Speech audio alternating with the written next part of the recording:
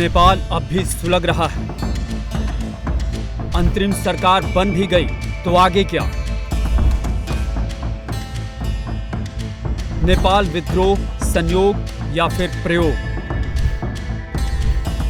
नेपाल अब भी शांत नहीं हुआ है, क्योंकि वहां जो ताकतें विद्रोह के पीछे सक्रिय थी वो अब खुद दो फाड़ हो गई। एकजुटता कहीं नजर नहीं आ रही, जिसे लेकर कई सवाल खड़े हो रहे हैं। नेपाल में जिस तरह विद्रोह भड़का और जितनी जल्दी तख्ता पलट हुआ, उसने दुनिया को चौंकाया है। भारत से लेकर दुनिया भर में हर तरफ इसी बात की चर्चा हो रही है कि क्या ये महज संयोग था या फिर प्रयोग। दरअसल बीते 5 सालों में एक के बाद एक दक्षिण एशिया, खासकर भारत के पड़ोस में जिस तरह पहले सरकार के खिलाफ विद्रोह की आग भड़की और फिर कुछ ही दिनों में तख्ता पलट हो गया। इन तमाम तख्ता पलट के समय सेना की भूमिका भी काफी संदिग्ध नजर आई, क्योंकि इस दौरान इन देशों में जब भी युवा सड़कों पर उतरे, बड़े पैमाने पर हिंसा की, तो सेना को जिस ताकत के साथ विद्रोहियों से निपटना चाहिए था वो कहीं नजर नहीं आया। नेपाल में भी युवाओं के विद्रोह के दौरान यही नजर आया।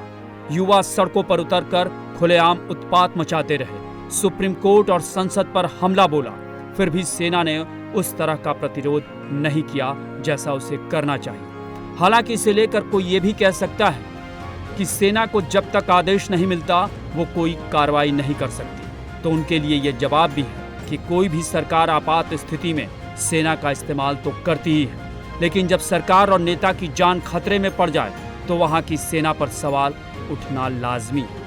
और नेपाल में भी यही देखने को मिला। जैसा कि इस विद्रोह के पीछे किसी बड़ी ताकत और साजिश की बात की जा रही है, तो भला इससे इनकार भी नहीं किया जा सकता।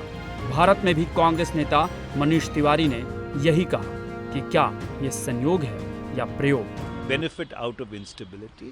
So therefore, to think that what happened in Bangladesh and is now happening in Nepal is just coincidental, that would be extremely naive, for the lack of a better word. दरअसल नेपाल में सोशल मीडिया पर ban से भड़के युवाओं के विद्रोह और फिर नेपाल में तख्ता पलट के बाद जेनजी प्रदर्शनकारी अब धड़ों में बट गए। नेपाल में अंतरिम सरकार बनाने को लेकर जिस तरह की अड़चनें आईं और नाम तय करने में जिस तरह का विरोधाभास नजर आया, वो भी कई सवाल खड़े करता है। जेनजी के लिए जो बालेन शाह प्रेरणा बने थे, उन्होंने अपने कदम क्यों पीछे खींच लिए?